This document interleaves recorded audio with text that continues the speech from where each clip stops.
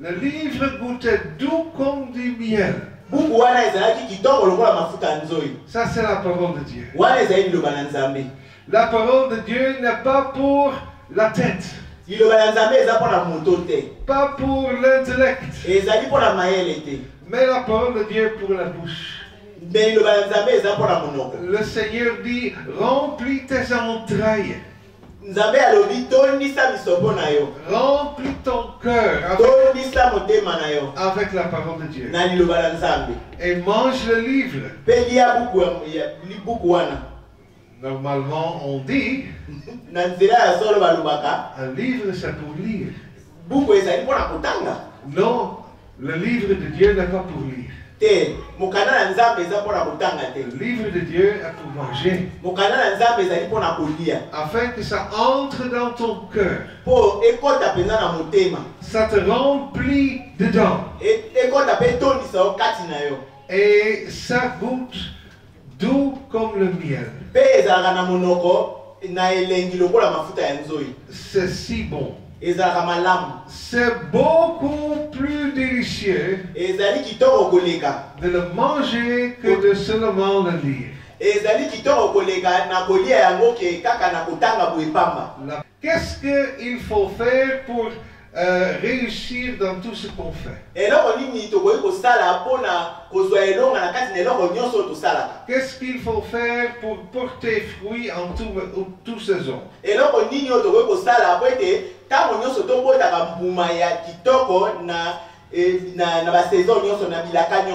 Il ne faut pas être en compagnie des pécheurs. Verset 1. Mais il faut aussi faire deux choses. Verset 2.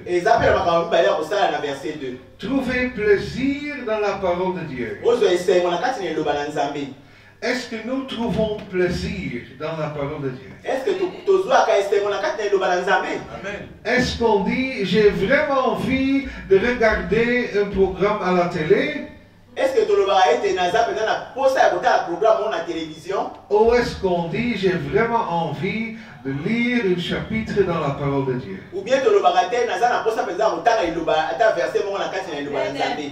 Vraiment avoir envie de faire ça.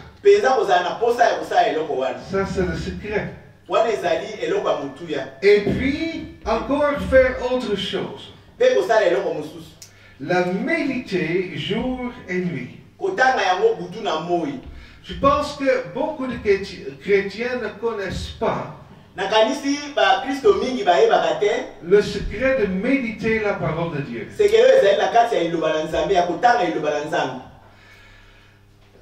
Tandis que là se commence seulement le processus de la nourriture.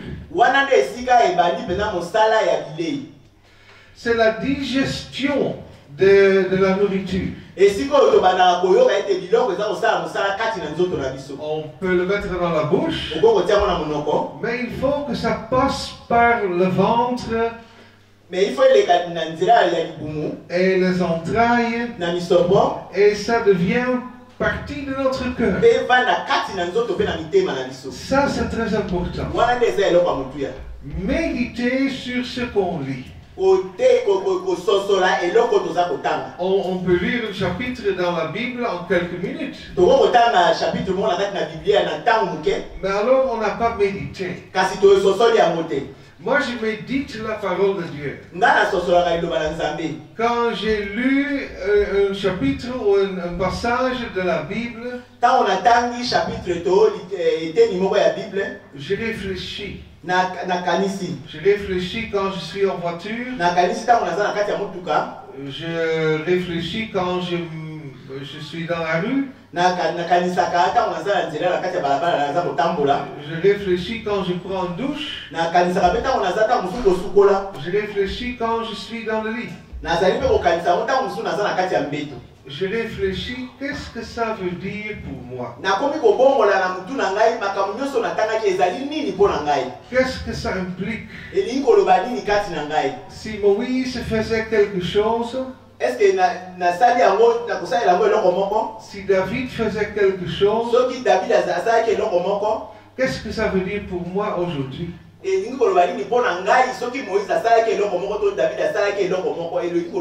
Quelle révélation se trouve dans cette histoire? Et alors je médite. Je me pose des questions. Je pose des questions. Comment est-ce que le Seigneur a agi dans cette situation? Comme ça, le Seigneur veut aussi agir dans ma vie.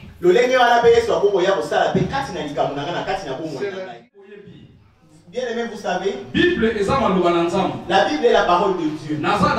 Je suis d'accord. Mais j'aimerais te faire voir que la même Bible, c'est un livre comme tout autre livre. il y a certaines personnes, ils disent ça comme un livre historique. Amen, amen.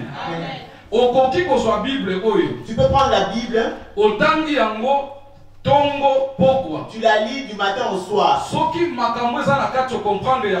Si les paroles qui sont dedans tu ne comprends pas, ça ne changera aucunement dans ta vie. Il y a certaines personnes qui prennent la Bible, ils mettent ça sur leur tête, ça devient comme un oreiller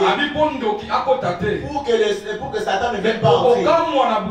Mais tu seras étonné, les sorciers verront, ils viendront te trembler, ils feront de toi ce qu'ils veulent faire. Mais la Bible que tu auras mis comme oreiller n'aura pas d'effet. Il faudrait que tu comprennes la parole de Dieu, la manger, que ça devienne une semence. La parole de Dieu est une semence. Nous allons lire dans le livre de Luc, chapitre 8, verset 4 à 15. Et il y a certaines personnes qui sont fidèles à l'église. Chaque dimanche, tous les dimanches, ils sont à l'église. Tu écoutes la parole de Dieu. Tu acclames. Tu cries. Mais dès que tu sors à la porte de l'église, tout ce que tu as entendu, tu auras oublié. Ça n'aura plus de sens. Amen, amen. C'est qu'il y a un problème. C'est qu'il y a un problème en toi. La parole de Dieu ne réside pas en toi. Tu écoutes la parole de Dieu. Mais Satan vient t'arracher cette parole. Et cette personne, des personnes comme ça, tu peux rester 10 ans dans une église. Tu ne changeras jamais. Et ces personnes-là sont, oui, dans notre église, le pasteur n'a pas de... C'est pas le problème du pasteur. C'est le problème de la parole de Dieu. Est-ce que la parole reste en toi? Bien aimé, j'aimerais dire aux enfants de Dieu, le miracle n'est pas dans la main du pasteur. Le miracle est dans la parole. Si tu écoutes la parole de Dieu, tu la manges, cela produira des miracles dans ta vie. Bien aimé, la parole de Dieu est une délivrance. Si tu écoutes, tu la mets en pratique, ça changera ta vie. La parole de Dieu est une guérison. Quelle que soit ta maladie, si elle se retrouve avec la parole de Dieu, tu seras guéri. Amen, amen. Amen. Alléluia. Amen. Combien de fois, bien aimé, nous venons à l'église, nous écoutons la parole de Dieu, Alléluia, et nous disons Alléluia, c'est que tu la reçois pour toi. Mais quand tu sors, et on te dira que oui, ces derniers temps, c'est difficile de trouver du travail. Tu commences à douter. Tu ne crois plus à ce que tu as entendu dans l'église. Amen, amen. Alléluia. Amen. Bien aimé, si tu écoutes la parole de Dieu, tiens-la. Je dis toujours ceci. Quand nous enseignons la parole de Dieu, le prédicateur peut rester 40 minutes.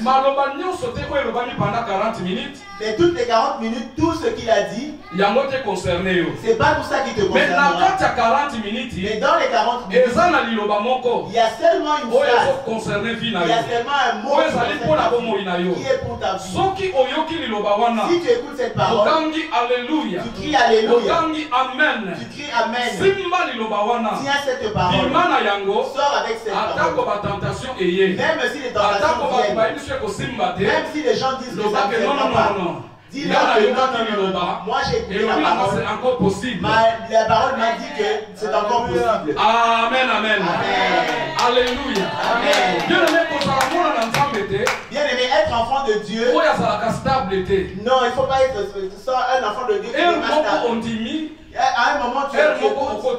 À un moment tu doutes. Si tu écoutes la parole de Dieu, il faut la saisir. Tiens la parole de Dieu. La Bible me dit, Dieu est derrière sa parole pour l'accomplir. Il n'est pas le fils de l'homme pour mentir. Bien aimé, il y a de ces prières. Ce sont des prières qui viennent après les promesses de Dieu. Il y a beaucoup d'enfants de Dieu. Quand nous prions dans l'ensemble, tu sens comme si la salle bouge. Mais si on lui donne, on laisse à cette personne de prier, et même le pasteur serait étonné. Il sera étonné que ce frère qui crie, mais c'est des paroles qui sortent de sa bouche. Ça n'a pas de sens. Bien aimé, parole de Dieu, il faut la saisir. C'est une arme. Quand tu traverses des moments difficiles, et que les choses ne tiennent pas, rappelle-toi de ce que Dieu a dit. Dis seulement que Dieu c'est toi qui as dit. La Bible, dans ta parole, tu avais dit à Israël, il n'y aura pas d'esprit. Mais moi je n'ai pas entendu. Dieu toujours derrière la parole pour l'accomplir. Où est ta parole dans ma vie? Bien aimé, tu as déjà 10 ans. Tu as déjà fait 10 ans. Tu n'as pas de séjour. Rappelle à Dieu. Seigneur, tu as dit. Et là où le de Dieu a mis ses pieds. Et c'est là que Seigneur, depuis que je suis arrivé dans ce pays, je n'ai pas de séjour.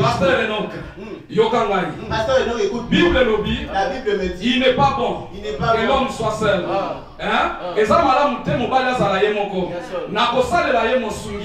Il n'est pas bon que l'homme soit seul. Moi, l'homme et la femme se marieront, ils deviendront une personne. Le mariage ne dit pas que la femme est en Afrique, le mariage est en Afrique.